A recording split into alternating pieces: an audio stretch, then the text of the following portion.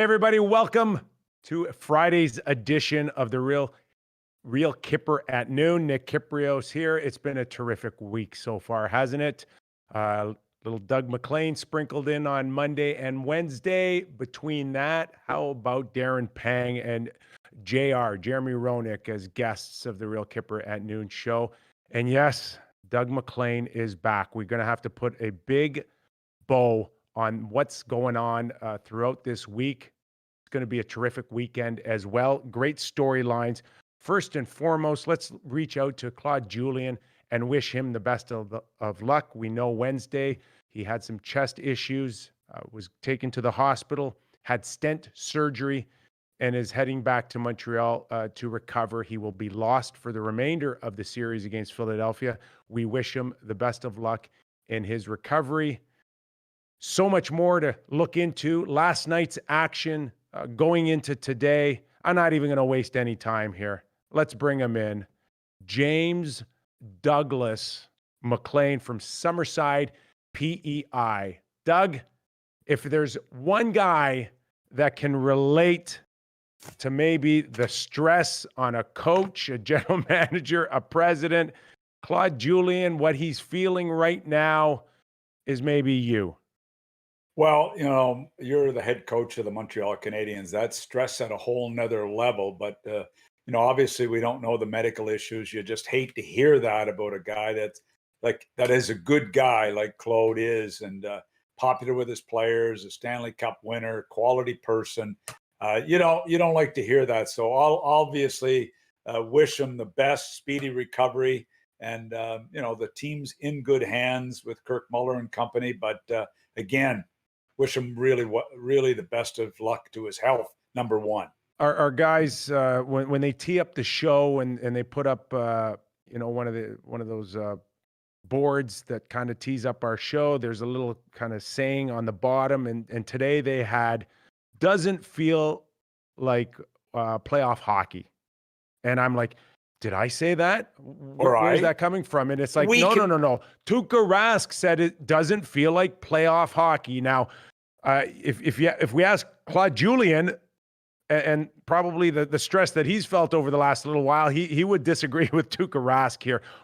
Why would you say that publicly, that it doesn't feel like playoff hockey and it feels like an exhibition game? Why would he go there?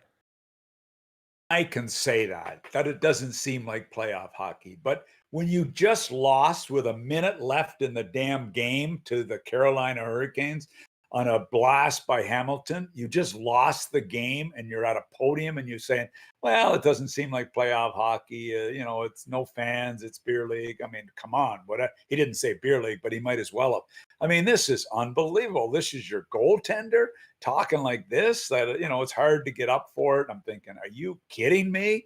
But anyway, that's Tuukka. He's a pretty relaxed guy. He's trying to get into it, he said. He better get into it. It's tied 1-1 the series.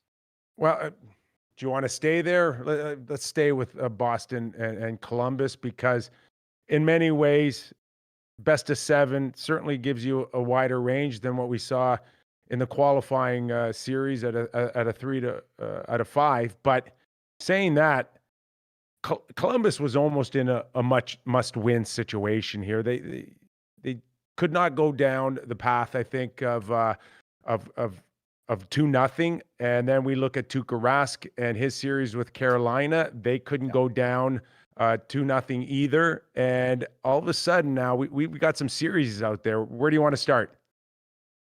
I think you start with Columbus, Tampa Bay, and you say, whoa, I mean, this is a series that Tampa Bay cannot lose. We talked about the pressure on John Cooper coming into this series. It is over the top on the Tampa Bay Lightning. This is a team, I looked at their roster yesterday, Nick, the number of guys that they have on no trades, no movement clauses is over the top. So this is their group. This is their group that they have to win with.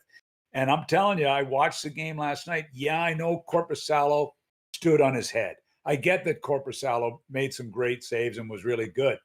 But you know what? I looked down the middle at the way Dubois played offensively with a couple of assists, a couple of great assists where he hit Murray in the slot, and another second great assist to Borkstrand on the power play. And then you say Point, Johnson, Sorella, down the middle, it doesn't match up very good. Wow. And then you throw in Jones, Werenski. So I'm telling you what, there's a ton of pressure on this Tampa Bay team to beat the Blue Jackets. And right now, they're to lose that game like the way they did last night doesn't look good. Shattenkirk gets beat on a one-on-one by Wenberg. I mean, when's the last time Wenberg scored a goal? That was so feeble of an attempt of Shattenkirk. There's no sense of playing your ass off for 60 minutes if a guy's going to allow somebody to go through the middle of the ice like a hot knife through butter, because that's what it looked like. And look, you're looking at, Hedman, McDonough, Zergachev. Shattenkirk's got to give them that, even though he's playing in the 5-6 hole. He's got to give them some serious minutes here, because Hedman's taken up a ton of minutes. McDonough's eaten up a ton of minutes. But Shattenkirk is a guy that's got to give them a chance there to fill in. So right now, I mean, I didn't for a minute feel like Tampa start that game off 8-0, the shots are. They could have had a couple of goals. Korpisalo is really good. He's one of the best goalies in the NHL right now. And, you've got to get some serious traffic at this guy, and they're not doing it right now. So you watch now that blue line on Tampa Bay, and you watch the one on Columbus, and you kind of assume that that Hedman and McDonough are the equivalent to maybe Jones and Werenski, right? And then Shattenkirk should be your third guy. He really should, based on experience, based on salary. He should be the third guy. And then you watch Wenberg go right by him. And then on the other side, and I still don't think that this guy gets his just due, is David Savard. David Savard blocked a dozen quality chances in game one in the 5 overtimes. And then last night, 4 more. Led the whole game in block shots, and is a horse, Mac. A horse. The guy's got some good lateral movement. He's not scared to jump up. He's not scared to take it to the net. I mean, these are 3 of maybe the best out there right now. And I don't know if Tampa Bay can compete against those 3. And then the other kid, the Russian kid that's playing with Savard, is no slouch either. I mean, Garyanov, he has been exceptional. I remember Don Boyd when he drafted Savard. It was just after I left Columbus, but my staff, led by Don Boyd, an amateur, drafted Savard. And I remember him talking about him at that particular draft, that they had a later pick that has really had a great career. He's one of the key leaders in this dressing room. He's one of the key leaders in this team. And you don't find a game all season where this guy doesn't compete at the utmost. So Savard has been a really, really valuable guy for them. There's no doubt about that. And I know you got the big guys logging the 28 minutes in Jones and Werenski. Just 28, Mac. Just 28. Right. He had a soft night. But anyway, their blue line right now is like, I look at Tampa Bay down the middle and I say, just a minute. I mean, I know Point is a heck of a player. I know he's a heck of a player at center. Sorella, Johnson, whoever plays at center on their next line but the size is missing. And then you go to Gord down the middle. Then you look and you go Jenner, who's 210 pounds. You look at Dubois, who's a big horse down the middle. When you look at the goaltending matchup is even. You look at the center ice and you say, woo, Columbus is big and strong and making plays. You love Tampa's talent down the middle. You love it. And then you go Jones, Werenski, and you go Hedman. This should be an unbelievable matchup all the way around. And whoever comes out on top of the names we just talked about, I see Foligno make a big play last night on a goal. Foudy makes a big play on a goal. Dubois makes a couple of big plays. They're getting they're not a scoring team, yet they're making plays at key times. What about Ryan Murray comes through the slot for a tap-in goal on a great pass by Dubois? I mean, they're getting great plays. So Tampa's got to pick it up. And the game is played in the middle of the ice. And you mentioned it, center, your 2 defense, and the most important piece, the guy in net. And we're watching Korpisalo continue with historic numbers. Remember how we used to marvel at Marc-Andre Fleury in Vegas's run, where he had a save percentage of 955, and now this guy's 960 plus. Hey, And I'm just sitting there going, okay, Bobrovsky at 10 million bucks, or this guy for the next 2 years, Mac. For the next 2 years, he's at $2.8 million. Now, I don't know who his agent is, and I'm not blaming him because the player has to sign it. The buck stops with the player on signing contracts, and ultimately it's his decision, and I totally respect that. But oh my God, did this guy leave some serious money on the table here, being locked up for 2 more years at $2.8 million if we think that he can continue this. not only at that, he's at 2.8 million. He's on a mission here because Elvis Merzlikins is almost 4, I believe. And he's got 2 years left. So he just signed. Yeah, they're both signed to 2 more years. Right. So they're locked in.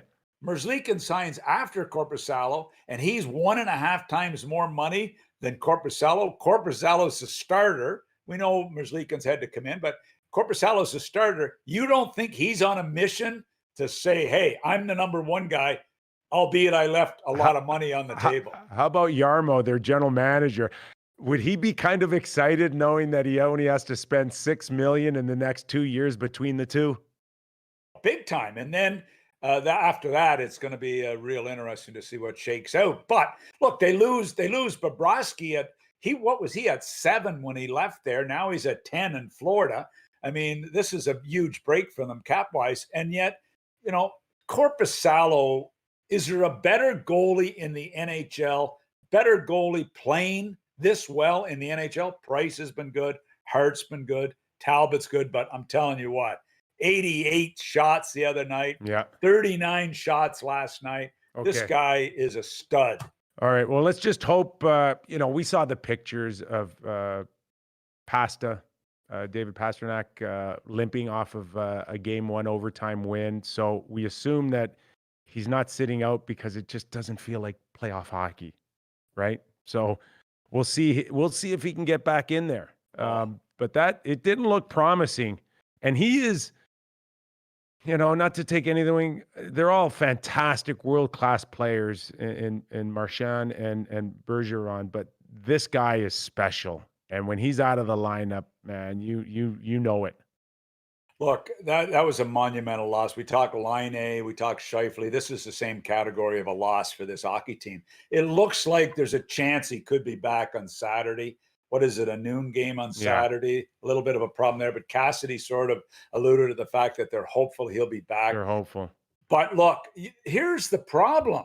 You go to their top 6, and I don't like, you go the perfection line with Bergeron, Marchand, and Pastrnak. That's a good line. That's a great line. That's one of the best lines in the league. Then you go Krejci, DeBrusk, and you got Case in there, Case, whatever the hell his name is. And then you go Kuhlman in the first line last night. I don't like that top 6. Then you go to Coyle. If Coyle, how big is Coyle? Can this guy throw a damn 6. Body check? Yeah, he's a big boy. Come on. Well, use your body. Not his style. He's out there. Mr. Skill guy. Like, seriously. Yeah. Anyway. Yeah. And Kasha, then, by the way, Kasha. I know. It's like, that's like what I just had for lunch. But anyway. Okay,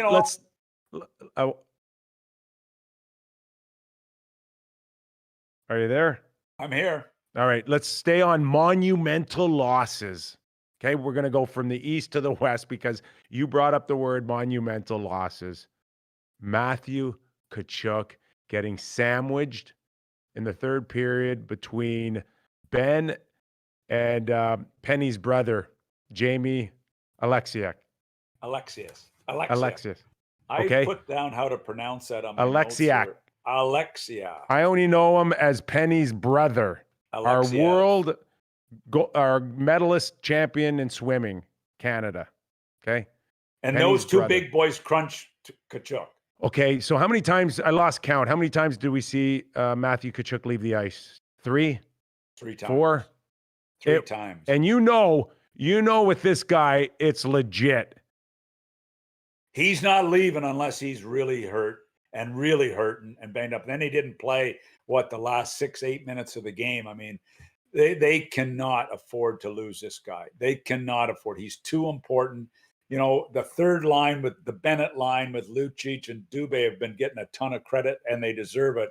But Tkachuk is still a horse for these guys. He's still an important guy. I don't know, for these Mac. guys. I don't anticipate him coming back. I know that's anytime a soon situation. or the next game. He could barely stand up on his own when he left. Yeah. Oh, I know. I mean, it's devastating. This was a guy that had loss. There was brain trauma there. I mean, I don't want to throw out concussion, but something was going on there. He's definitely being evaluated today. We hope he feels better, but to bring him back as early as game 3, I think would be a mistake. And that's just from someone on the outside looking in who maybe got hit in the head a few times over my career. A few too many. But you know what? The situation is, Nick, too, it's a back-to-back game. I mean, they're going at it again, in a few hours. And I mean, how do you bring him back? But not only Tkachuk, you've got a goaltending question as well. Talbot has been so good. Talbot last night, okay. Still, it wasn't the reason they lost, but where do you go goaltending-wise in a back-to-back situation? I expect a change. I really expect a change. And I think if you're the Calgary Flames, Talbot gave you everything you wanted to start these playoffs. Yep. But you also had to have a guy there that you've had some success with in the past and feel good with. This is where you need your 1 and 1A going here. And again, Monahan, Gaudreau, Lindholm, we've heard all about the Bennett line. We've talked about Tkachuk, the Monahan, Gaudreau I didn't hear line. Gaudreau's name too often out there. But that's the point. It's got to be mentioned an awful lot more if they're going to have success. I mean, Dallas, full marks to them to come back last night, led by Corey Perry, led by Heiskanen. I mean, their key Klenberg was good. Bishop let in a stinker, but solid. Dallas is going to be a tough out. What a pass on the game-winning goal to Penny's brother. Unbelievable. Right? Unbelievable. Now, and Perry, look, what about Perry fights? Perry battles. Yeah, Perry he still got some juice. This guy, and I heard Kevin Bieksa mention last night, talk about a winner, and he listed off all the things that Perry has won in his career. He said a winner. And there's still tremendous respect for Perry in that dressing room for what he still brings to the table. When he goes out and he fights Tkachuk, he's making big plays, he's battling, he's Bonus has got him still on the off post for his goal, an important one, a power play goal. Listen, he's still squeezing it. He still has some passion for the game, which a lot of people could sit there and say, you've been hurt, you've won your cup, you've got 50, 60 mil in the bank, but he's not going away quietly. So if I told you Jamie O would score the winning goal after Calgary claw back and tie it, and then you give that up with 40 seconds left and it's Jamie O scoring that goal, who would have ever believed that? And we know it would have probably been close to midnight for you. So he did you a huge favor getting to your bed early. He did. No, it was closer to 2 a.m. for me. I really thought, 2 a.m. Mac, you get that goal from Sam Bennett in a spot where he's filling in for Matthew Tkachuk, and you fought back a couple of goals to tie it up. And then you give up the game-winning goal like that. Like, how devastating would that be for a coach or a general manager to watch that? I thought Calgary, I sat back.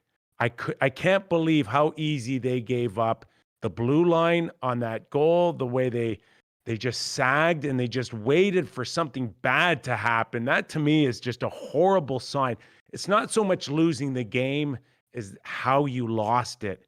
And you didn't fight hard into overtime, like Carolina did earlier. And it's, come on, you can't lose that way, and Calgary. And Brad Treliving, you saw him. They went to Brad Treliving right away in the press box, and you're thinking, "Oh my God, Brad, what's he thinking when you give up that goal?" I mean, it is disheartening after battling back, and it was a funny game. It was a couple of bad goals by goaltenders. It was, it was just a funny game that didn't.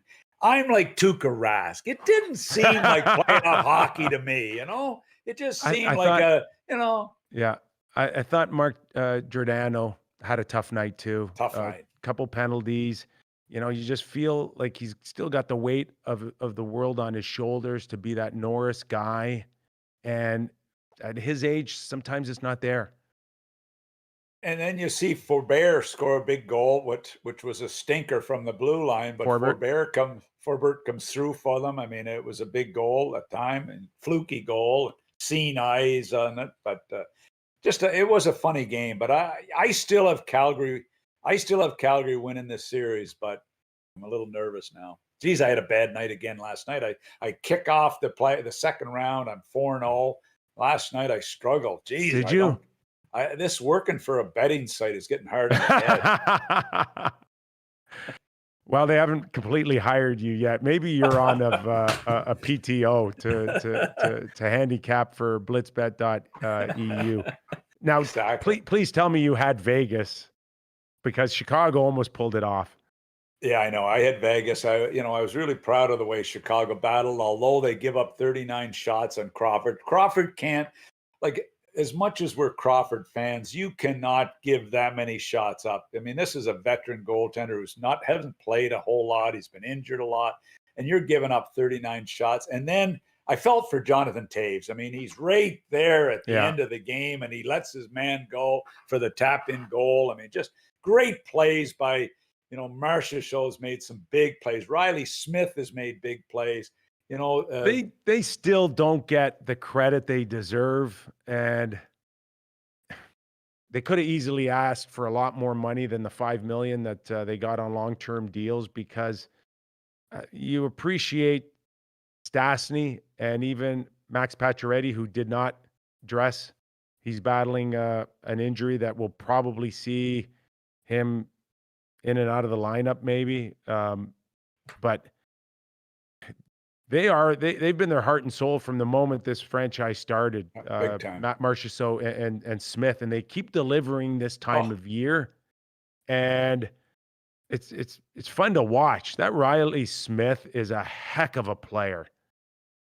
I remember us watching him in the Bruins Chicago series a number of years ago. But talking to Gerard Gallant a couple of years ago, Gerard said he's the smartest player. Obviously, Gerard had him in Florida. Gerard was a big part of bringing him to Vegas with Marchessault, from the Panthers. But he told me Riley Smith may be the smartest player he's ever coached, with hockey sense, on-ice IQ, the whole package. And you know what? Riley Smith continues to get better. He continues to get better and be a more important player. So, good on the Golden Knights. The one thing that I would have been interested to see, if in fact Chicago would have won that game in overtime, would have been who Vegas starts for game 3. Because, and we talked about this earlier, that we're both surprised that Fleury didn't get the start, but behind the scenes, he's going wild right now. You know that. He is absolutely going wild right now. And they've got back-to-back games this weekend, Mac. Regardless of what happens, I think that he's expecting to start this weekend. And if he doesn't, it's going to start being a story. Mark my words. You and I created a little buzz in Vegas the last couple of days. I noticed some commentary coming out of Vegas when we're saying loyalty, and all of a sudden they're saying, who cares about loyalty? We want the Stanley Cup, up. Yeah, okay, I get it. And that, I had heard it was a month ago they made this decision. So there was lots of mouthing off in Vegas. Wow. We like those people to mouth off. We like the positive vibes. But we like, so look, it is really going to be interesting. Lehner last night was good. Was he great? I don't know if he was great, but you know what? It's going to be real fun. We've been around pro hockey for a long time, and we've got skill and character, but loyalty is still very important to a lot of us that have been around the game for 20 or 30 years, Mac. You know that.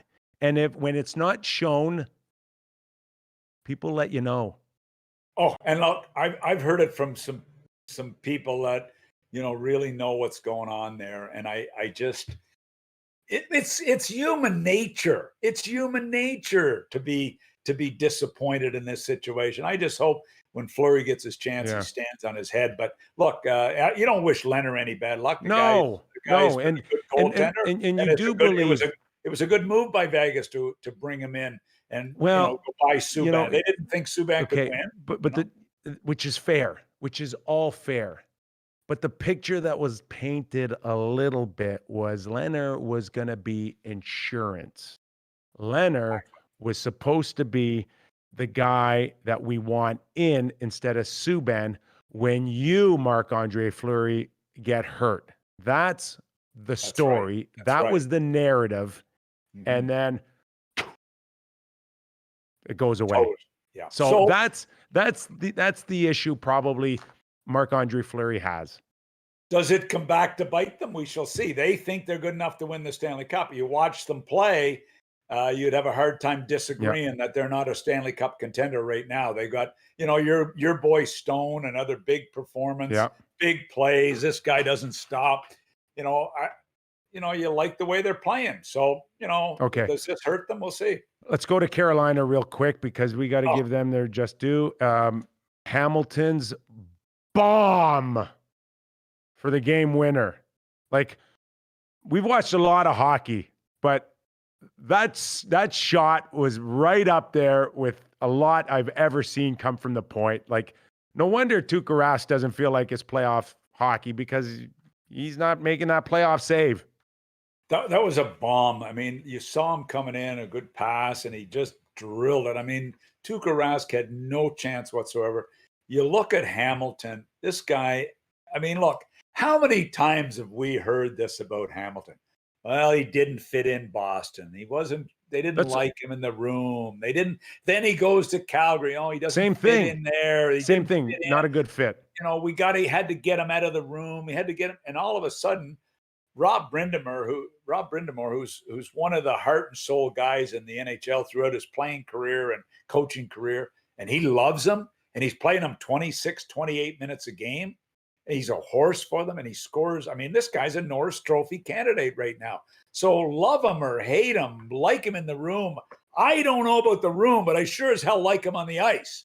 And I've said this as a player. The room means jack shit if it doesn't transcend on the ice. Okay. All that matters is on the ice, and the room is like, it's important, and you could do the chicken or the egg theory here, but all that matters is if you show up. I could hate you. I could hate your lifestyle. I could tell you drink too much, you party too much, or you don't party at all, or you should come out for beers with the boys after the game. I could sit there and pick you apart all day long.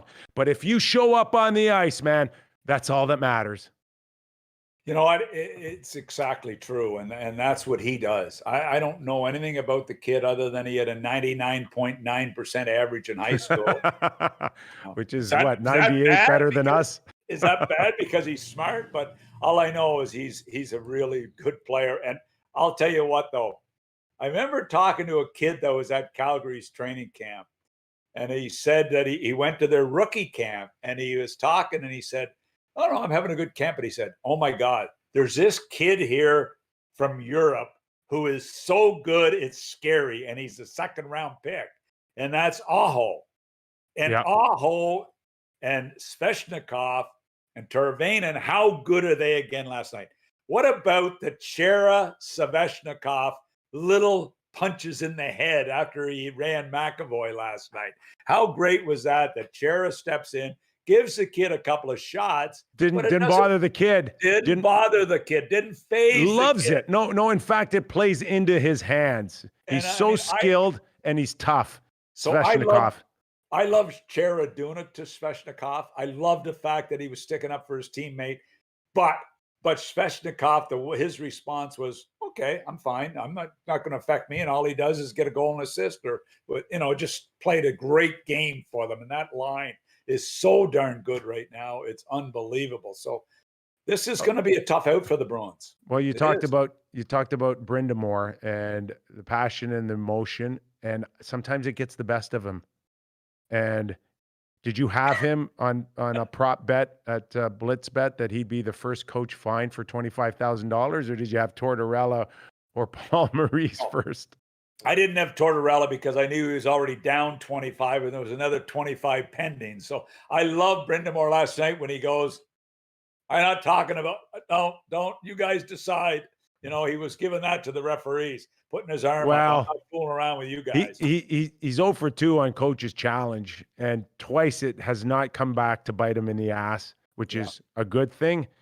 But I really think he should stop with the Coach's Challenges because he's not very good at them. No, he's got to forget about it, or either that or fire his video guy.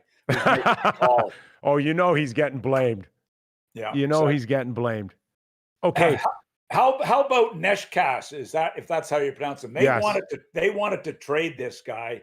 They desperately wanted to trade him, and he is right now playing great. So, it's interesting how some of the best trades you make are the ones that fall through the cracks, that you don't make. So interesting.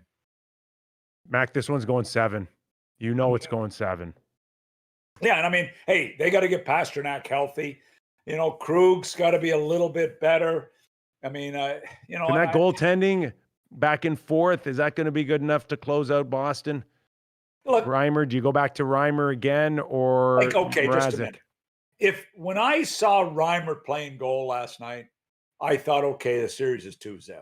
How many times? How many times has this guy stepped in, Reimer, and done this? And then what happens the next game? I just don't trust him. I'm sorry. Full marks for last night. Mrazek, I'm still saying Tuukka Rask has got to be the difference in this series if they're going to win. He was last year, although it was 4 straight. He was the difference in every game. He was great. He was great. He's got to be better. And he wasn't the problem last night. He had no chance on those goals. All right. Nick Kypreos here with Doug Maclean. You're watching The Real Kyper at Noon live stream, a YouTube channel. You can download it on a podcast. Apple is available. Please, if you're enjoying it, you're here for the first time, subscribe. Show us that you want to be here all the time, because we're here for you, teeing up all your games. Mac, I want to get into a conversation now, because I don't think there's a better person to have this conversation than you, with your experience, not just as a coach, but more importantly, as a general manager and a president. And I want to talk to you about press conferences and what you need to do. Line at them and line. Well, and bullshitting, and making sure that you say things that you think maybe people want to hear, or the media want to hear, or help save your job, or cover your ass. Whatever the case is, we've watched some press conferences in the last few days, and I want to get your take. I'll start first of all with the Montreal Canadiens, and we've got the Leafs, we've got Pittsburgh, we've got Nashville, we've got a few maybe to kind of get your thoughts on it. But I want to start with the Montreal Canadiens, and of course, off the top of the show, we talked about Claude Julien and his situation, and wishing him the best.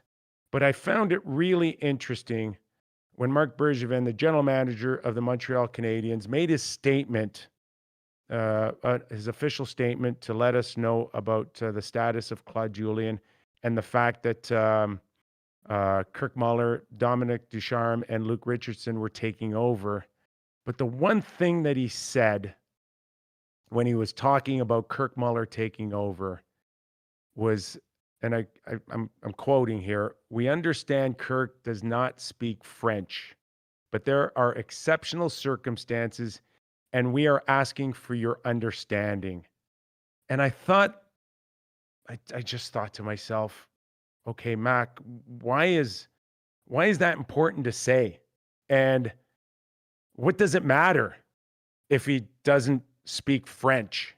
And who are you asking for your understanding, because I don't think there's anything to understand. Either he's a good coach and you have faith in him, or he doesn't. But it tells me a lot about the pressure that they feel to have a French Canadian coach, and how many great coaches there are out there that will have no shot of ever being a Montreal Canadian bench boss. Well, it's like Brian Burke's all-time favorite line ever. I've heard it too many times, so I'm sort of sick of it, but he likes to use it once a week. That Montreal is the toughest place to coach because you're dumb in French and then you're dumb in English, because they really go at you in both papers. So, a little props to Berkey there, but we are tired of the line. Come up with something new. But anyway, it's the fact that he has to bring that up when you're in the middle of your playoffs and you're in tough, you're coming off a 1-goal lot, and you have to bring that up. But why? And even if it's true, which we all believe it is now based on that statement alone. Totally. Well, we knew before. But why? And again, excellent point by you. You don't make them often here on the show, but why would you draw attention to it now? I don't get it. I mean, the Montreal Canadian fans are some of the best fans in the NHL, and all they want to do is win. If Kirk Muller's the coach through this round and for the next round, and Claude's back next year, and they win the cup. Al McNeil won the Stanley Cup. We saw what happened to him in Montreal. He didn't speak very good French either, I guess, because that was back in like 1971. He got fired. After winning the cup, he got fired. So they are a little uptight about the whole French thing there. But you know what? Why even go there? Let's just talk about our staff are going to get this done. Our staff will do this. Luke Richardson, Kirk Muller, Ducharme. We're going to get it done as a staff. Forget the French stuff. But I mean, that's just how big it is. Well, we'll see. We'll see if it's a rallying cry for the guys. And does Carey Price speak French? to a man, we know everybody's wishing Claude Julien the best of luck. But there are some guys that could maybe benefit, maybe with more ice time, or maybe Kirk Muller has a different feel for a guy like Max Domi. But there will be some guys in that lineup, outside of, the health issues, of course, that it's not necessarily a bad thing to see a guy behind the bench that might have a different feel for certain players. I mean, that's natural for a hockey player to feel. I've been through it. Max got up to over 14, close to 14 and a half minutes. He was actually higher than some guys on the third line. So maybe it's starting to turn a little for Max here. But you know what? Kirk Muller's been around long enough. I mean, Luke Richardson's been around long enough. Donald Ducharme's been around long enough. They're a quality staff. Sure, you don't have Claude there, who's a great coach and he's been around a long time, but he's got a quality staff there with him that can do the job. The coaching, whether they can speak French or not, will not be the reason the Montreal Canadiens don't win this series. I guarantee you that. We believe you. We believe you. Okay, so we cannot talk about press conferences without you getting your take on Kyle Dubas, who his back's a little bit against the wall here in terms of what happened to your $40 million nucleus in 4 forwards, and just your overall take of Kyle Dubas and handling the pressure for a guy that's hasn't been around very long. But he's had a lot of experience at these type of press conferences, in fairness, in his 3-4 years there. If I hear Kyle Dubas one more time say, we would like it to be linear. We would like the process to be linear. In other words, we'd like it to be straight line to the top. But Kyle, do you need to use the word linear? Can you just say we'd like it to be a straight line? And then after you get the linear terminology, you've got to address the fact that your defense is not good. Your team defense is not good enough, and your defense is not good enough. And I'm sorry, you can BS all you want, Kyle knows this. Brendan Shanahan knows this. They've got to make some changes. They've got to move some people from their core group and be able to bring in a couple of defensemen to be able to compete. The best piece he had was Kadri. Okay? No question. How many teams wanted this guy? Calgary wanted him so badly, and he nixed it. For 4 years. Okay? Yeah. Now you move him for a guy like Tyson Barrie, who is a talented guy. But playoff guy? No. And it's just abundantly clear how much they value the skill above all else. And I just don't, for the life of me, understand why would you give up a piece like Kadri and focus it around a defenseman who's 1 year away from unrestricted free agency. And the talk with Barrie, of course, was he never got to the adjustment. I'm watching Kyle Dubas in his press conference talk about anything he learned off of that trade.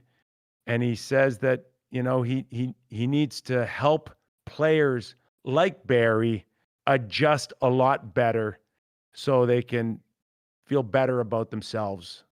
And I'm sitting there going, oh my gosh. Yeah. Like the players today have never had it better in terms of organizations, general managers, dressing rooms, chefs. Like they have not been more coddled in the history of the game. And Kyle Dubas is talking about more. And I'm like, no, less. I get it. There's a cap. So you can't give them more money. So you know what you're going to do? You're going to make a bigger dressing room. You're going to make lounges. You're going to make games room. You're going to make them love it all around you. And I think it came back to bite the whole organization in the ass. All of them. Maybe let's make it a little more uncomfortable for them, maybe, is what they should do.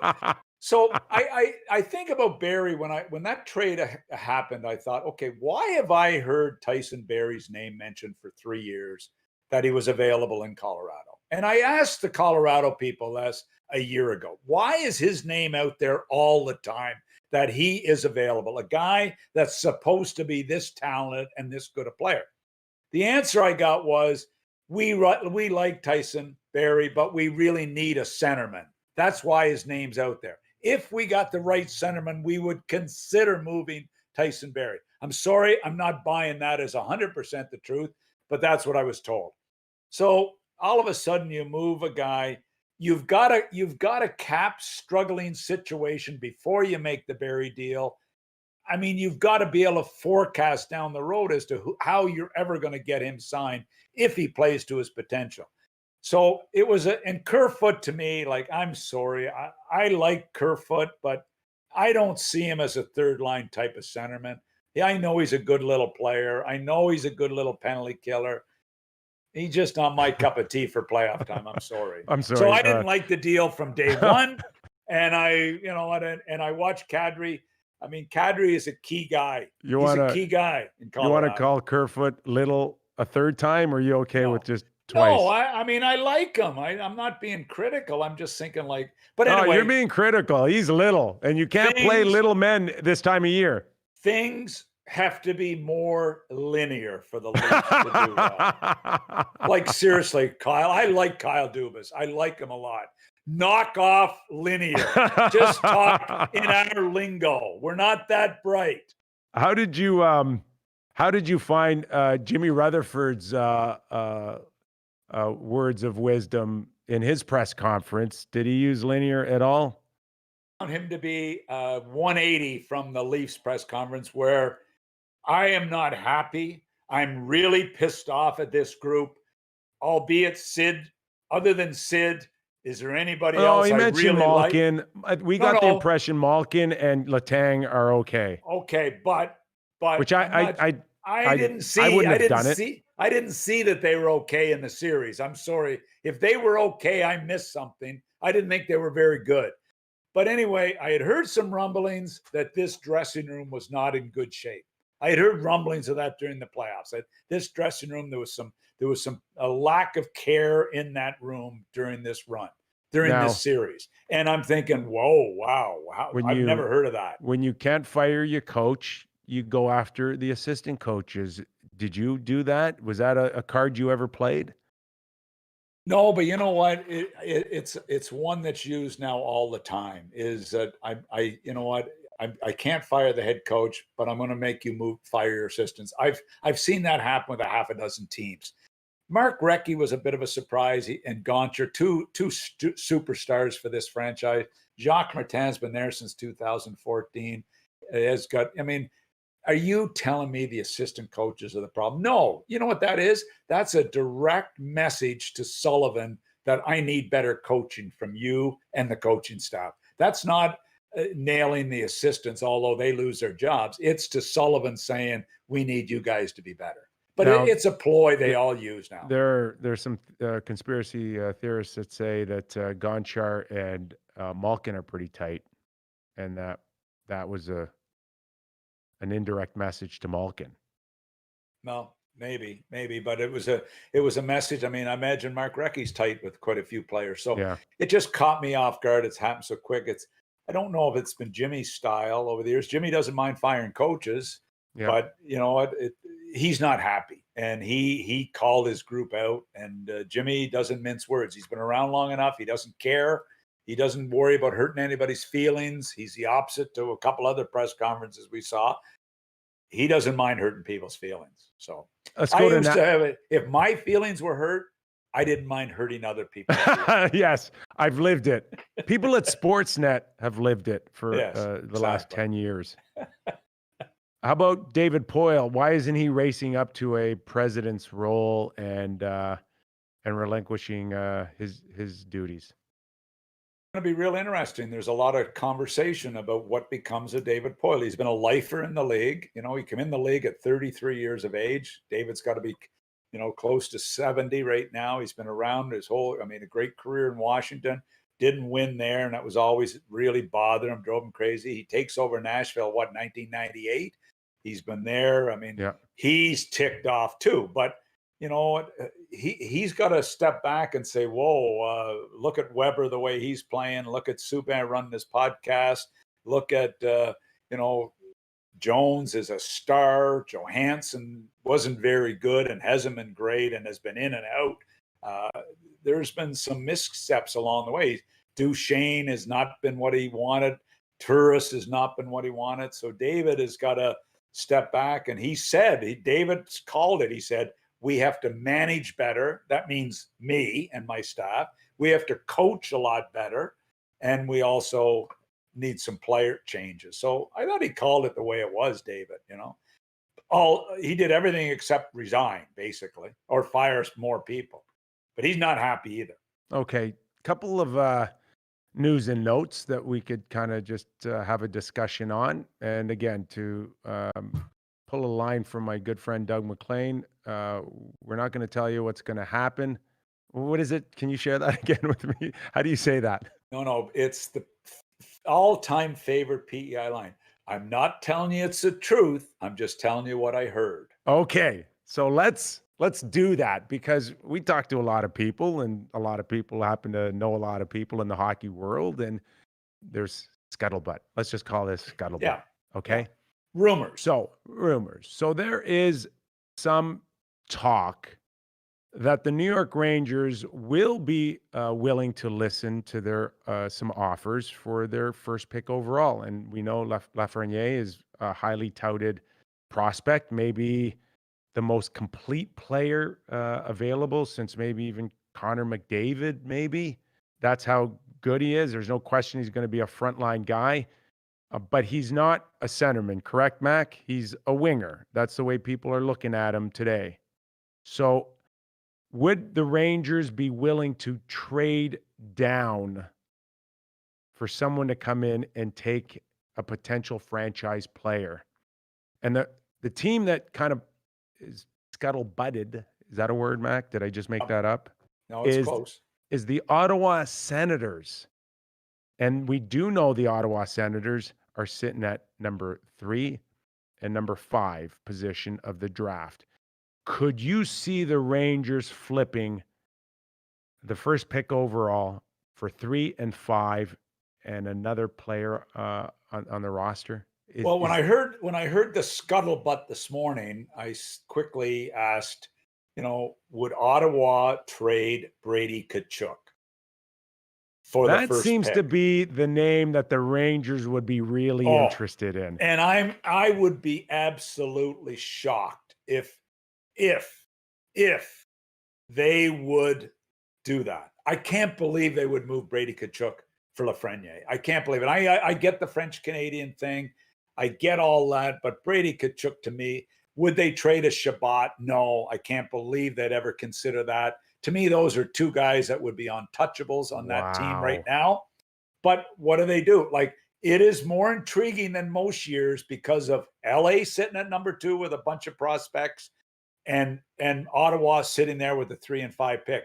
Detroit don't have the assets, in my opinion, to be able to do it. So I really believe it's LA or Ottawa. JD would be putting this out there. Gordon would be putting it out there. When you have the first pick, you want to drum things up to try to get a little attention. Look, LA would like to see it happen. Ottawa would like to get the first pick. I just don't see a Brady Tkachuk being anywhere remotely there. Or I don't see Shabbat. So where do you go with this? And again, Lafreniere is a winger. And if you look at the Rangers now and you see Panarin, you see Kreider, you see Capo, Bushnevich. Okay, they're okay. They're fine in their top 6 going down. But the middle, maybe they want to turn in. Maybe they're willing to move Lafreniere's pick for a Byfield, a Rossi, who's going to be a top 5, top 6 pick. I mean, now it's starting to make a little bit more sense. If the Rangers had Zibanejad and Brady Tkachuk down the middle, that is a Stanley Cup potential center ice with Kakko and Panarin on the wings. That's potential Stanley Cup. You're moving into that territory. They don't have the big guy on the back end yet. They don't have that big horse that every Stanley Cup winner typically needs, is that horse on the back end.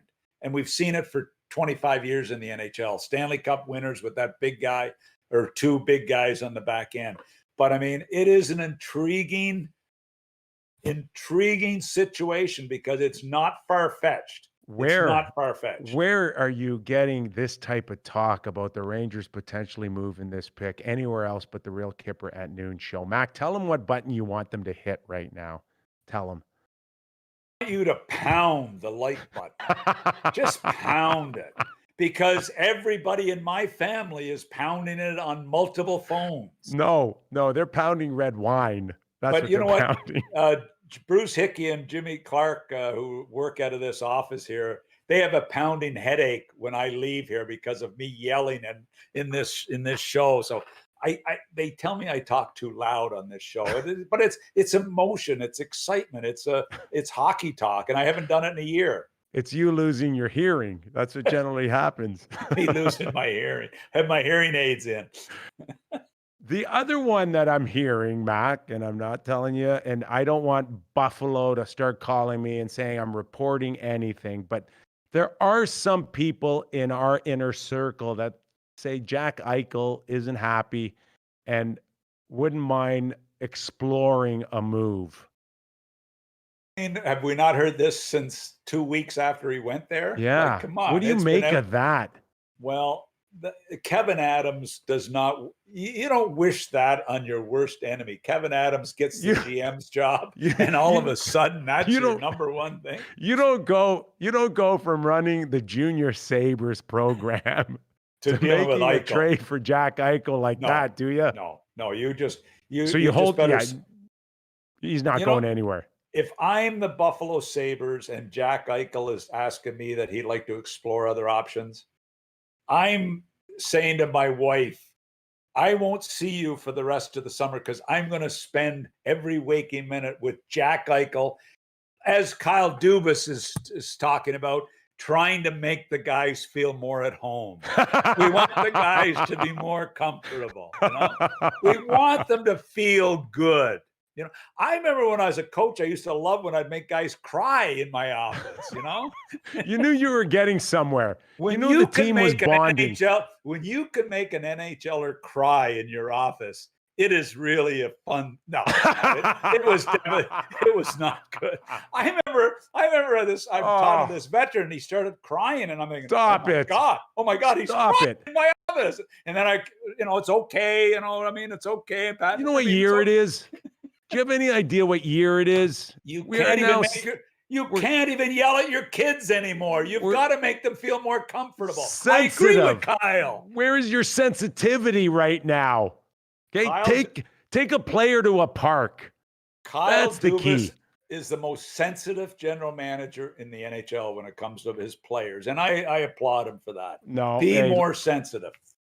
Make them comfortable. It used to be make them uncomfortable. Now it's make them comfortable. Everybody that talks about Kyle Dubas says he's a very respectful guy. I like him. Okay, he's good to deal with the league, the issues. Terrific. He hasn't come in with preferential treatment during this hub.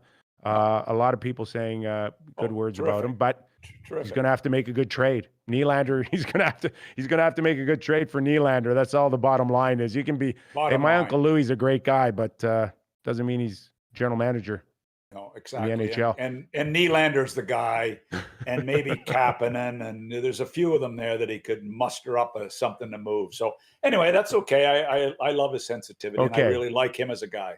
Speaking of Leaf fans, how happy are they for Kadri going to a team like the Avs that could contend for the Stanley Cup? 2 p.m. today, Mac, against the Coyotes.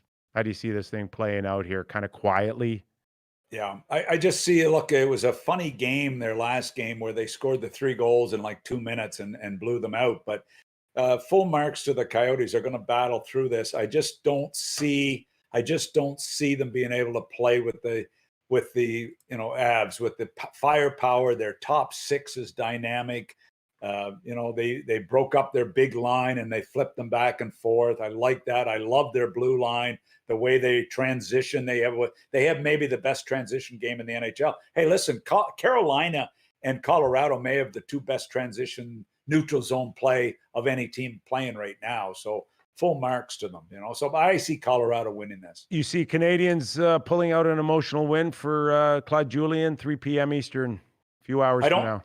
I don't see them pulling it out, but I'll tell you what, they're playing really well. Full marks. I mean, you see Weber tee it up on the point, then he drives for the rebound. I mean, they're hitting on a lot of cylinders right now. I'd love to see them win it. I think Philly's just Carter Hart, to me, has changed the Philadelphia Flyers. So, he and Price are an unbelievable duo for a 22-year-old in Hart and whatever Carey is, 34, 33, I don't know what he is, but what a battle that is. I just see Philly winning this series and winning today. I don't think it's too early to call the Washington Capitals a must-win here. If they lose to the Islanders, can they win 4 out of 5? Listen, I didn't like their game the other night. I mean, they jump up to a 2-0 start with Oshie with the first 2, and then the Islanders storm back with some big plays. Holtby wasn't Holtby. I mean, he wasn't good. Carlson played. I don't like their blue line. Orlov and Carlson we like, but then after that, you're sort of, whoa, what do we got here? I think I picked the Islanders to win this series, and I still believe that. What'd you think of Anders Lee's hit on Backstrom? He's not expected to play in Game 2, and we assume that he's got some head issues. Yeah, you know what? I love Anders Lee. I love what he brings to the table. He is a playoff type guy. I mean, he'll do whatever it takes. You don't talk about this guy very often, Nick. We don't talk about him, and yet we don't talk in general about the Islanders too much. This is a guy that is a heart and soul guy. He's one of their go-to. He's not the Flash, but he'll pay a price to do whatever it takes to win. I like him a ton. And the Stars and Flames right back at it, 10:30. Riddick goes in goal, obviously. I gotta think so. I would think so too. I mean, it's a back-to-back situation. The analytics people would have a heart attack if they let a guy play a back-to-back in goal. And Riddick, he hasn't played yet. Talbot's been a star for them. I can see them making that move. I think it's probably pretty obvious that Riddick goes. Yeah, and Jim Nill too. I mean, I got to think Jim Nill's feeling the heat too. And you mentioned tree living up in the stands watching the game, but boy, it seems like they're real vulnerable right now, Dallas, and not just on the ice but off the ice too.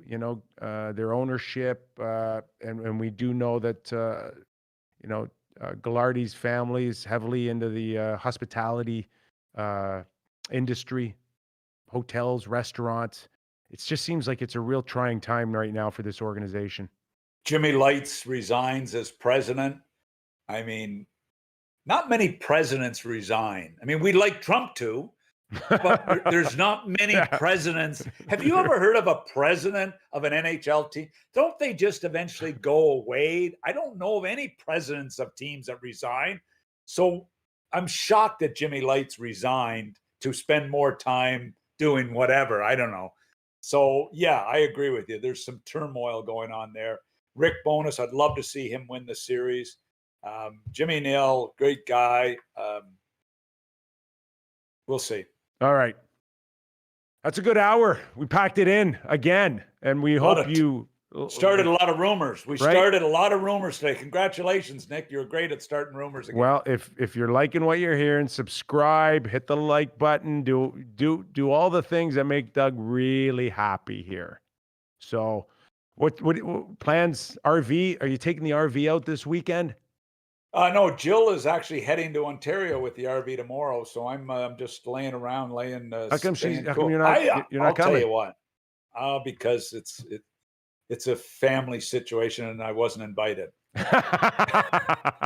So they want to have a good time, is what you're saying. I hope so. But anyway, I'm staying home. But I did wash it this morning for her and gassed it up, and it's ready to go. Put a couple of bottles, put a 2 or 4 bottles of wine in there for just for when she camps along the way. Yes, when she's stationary, right, and plugged in somewhere. Exactly. So hopefully it'll be a good trip. Doug Maclean, James Douglas Maclean, a terrific finish to the week. Have a great weekend. You've been watching and listening to the Real Kyper at Noon show. We're right back at it Monday. Watch your games, get your fill, and then come right back to us, the Real Kyper at Noon show.